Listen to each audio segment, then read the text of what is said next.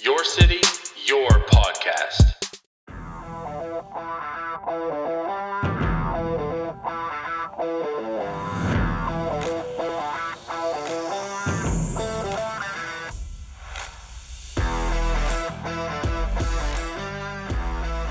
Seems as though the biggest controversy this offseason has been who's going to be the number 2 quarterback.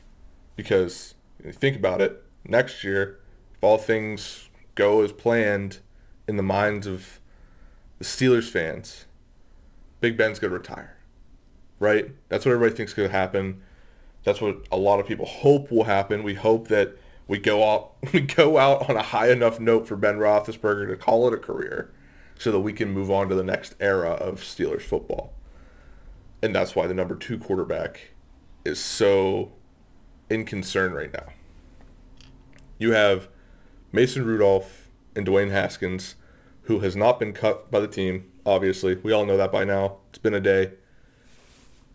And we get to see these guys go at it in practice. So we don't physically get to see it, but we get to hear about it out of practice. And it's pretty obvious that one of those 2 guys is going to be the guy that starts next year, if all things go as planned, right?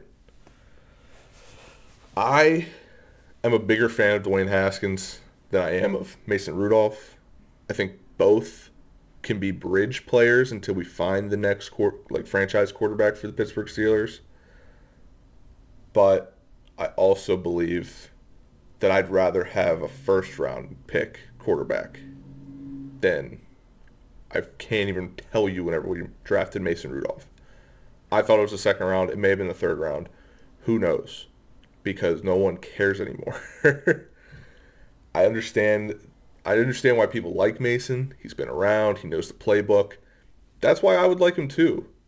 But watching him play, the guy's got cement in his cleats. He can't get away from... He doesn't have the awareness. He's too worried about looking downfield to worry about who's in his face. Obviously, you expect your offensive line to not let anybody in your face, right? But I forget which preseason game I was watching. It may have been against the Eagles. Yeah, it was against the Eagles. This guy, clearly, his guard, I think it was the guard, whoever was playing guard, was getting shoved in his general facility, and he's just not moving. Literally, take 2 steps to your right, and then you got a clear path to sling the ball. But no, dude stood there and let himself get hit. Didn't have to happen. With Dwayne Haskins, he can't throw on the run. I will admit to that. But he has the awareness and mobility to get out of danger. He just needs to learn to plant his feet. And that's why I would rather go with Dwayne Haskins over Mason Rudolph. I like having Mason on the roster. I like that he's on our team. I just know that he's going to be a backup quarterback for the rest of his career. No disrespect there. You're still going to get paid a lot of money, more than I'll ever make in my life. So do with that as you please. But looking at the rest of this team, as of this recording, TJ Watt has still not signed his contract. Honestly, I'm not concerned. I'll be concerned once the first game of the season starts and we don't have him signed. Because that means then we're going to wait till the offseason. And then he might be like, I'm going to see what's out there. And somebody's going to pay him if we don't. So that's my huge concern with the defense. Well, with TJ Watt. I think TJ Watt is worth every penny you give him. Just like his brother was with Houston, even though obviously his brother was riddled with injuries. But JJ's still dominant. I think the Watt family, just in general, are worthy football players. They're worthy of every cent that you give them. And Derek, he pulled the short straw and decided to be a fullback. That's his choice. He's not going to make as much money, but that's his choice. We need TJ to sign that contract ASAP. Because if he doesn't, that spells bad news for next season. Because then you might not have a starting quarterback, and you may not have the keystone to your defense. So, Kevin Colbert, where you at, bud? Come on. So moving on to the rest of the defense. I assume, it hasn't been announced yet, but I can only assume Robert Spillane is either going to be at the bottom of the depth chart, or he's going to be on the practice squad, or he's just going to be cut and we don't want him back. Robert Spillane was great last year. He came in a relief effort for Devin Bush, who unfortunately was out for the whole season. And now, Spillane, his career is based off of one play as of now. I believe he could improve, but it may not be with the Pittsburgh Steelers. Part of it you can't even blame on him, because our defense is designed, for some reason, for linebackers to cover wideouts. I don't know how to fix it. I'm not a defensive coordinator. I was never a defensive guy. I played offense my whole high school and college career.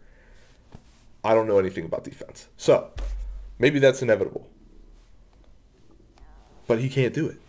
There's a reason we brought in Joe Schobert. There's a reason we're still looking at veteran defensive people to bring on this team. And it's because we don't have backers that can cover wideouts. It's simple as that. But now, you have Devin Bush back. Like I already mentioned, we went and got Joe Schobert, who I believe is going to be a huge upgrade for us.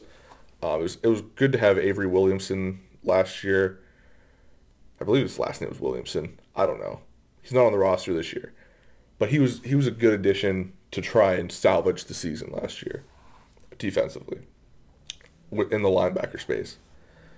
But I think Joe Schobert, he's established.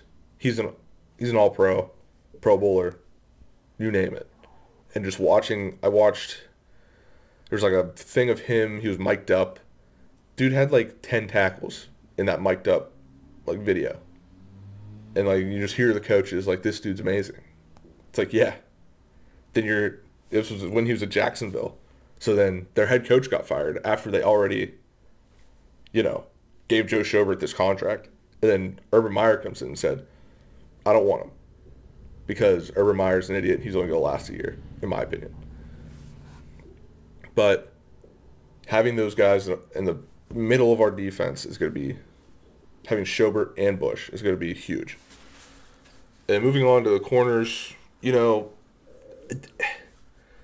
haven't had great corners since McFadden and Ike Taylor and even big play Willie Gay. So it's I think James Pierre is going to be the best we see, even if he doesn't play as well as we hope, as well as we think he will. I hope he plays well. But that's just not the Steelers' strong suit. We don't have great corners. We got a steal in Joe Hayden. But other than that, we don't draft him well. And it's about the end of it. So now, I'm going to look over to the offense. Already talked about the quarterback situation. We already know Najee's going to be great. We have a huge battle in the tight end space. Because you have Eric Ebron, an established veteran who unfortunately has a drop problem, versus the young gun Pat Freiermuth, the Moose, the man who can catch anything, it seems like. And it's really his position to lose at this point, in my opinion. Because Ebron, maybe he's improved his blocking. Maybe he can catch a little better, but that hasn't been proven in the preseason. So, I believe Pat Freiermuth, I picked him up in a lot of my fantasy leagues in the 12th or 13th round. Because I was I already have a tight end. This will be my backup. He's probably going to be the starting tight end at some point this season for the Pittsburgh Steelers. And if not, he's going to have a lot of catches still. So he's worthy of being on your fantasy team. That's for sure. And that means he's worthy of the starting position, in my opinion. And then obviously we have the wideouts. I'll talk. Okay. I'll talk about the JuJu crate challenge thing. I reeled myself into it. We should be happy. This guy can do this crate challenge where you see so many people just wobbling at the top, right? You're just wobbling back and forth. Your knees are buckling. And this guy, it's no problem for him. This guy has Olympic grade core strength. And you guys are mad. I don't get it. I'm not thrilled that he did it. But he proved to me that he is a strong motherfucker. And that's what I take away from it. All of you want to be, a lot of people want to be negative Nancy's about it. Just want to be like, oh, you shouldn't be jeopardizing his season. He's not.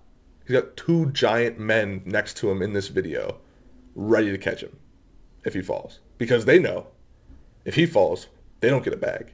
Because I'm sure that's his entourage or whatever. But that's all you got. All the negative people just want to be Mark Madden. They want to be the people that are like, oh, look at how bad these guys are. Look at how much they aren't like the old Steelers. Have you seen the old Steelers from the 70s? They did a lot off the field that some would question. And especially the guy that a lot of people are pushing to be in the Hall of Fame this next year, L.C. Greenwood. He was very flamboyant from what I've seen. Hell, he was like the only player in the NFL in his time to have gold cleats. They were dope as hell. But you think people were happy about that back then? It's just generational bias. That's all I see.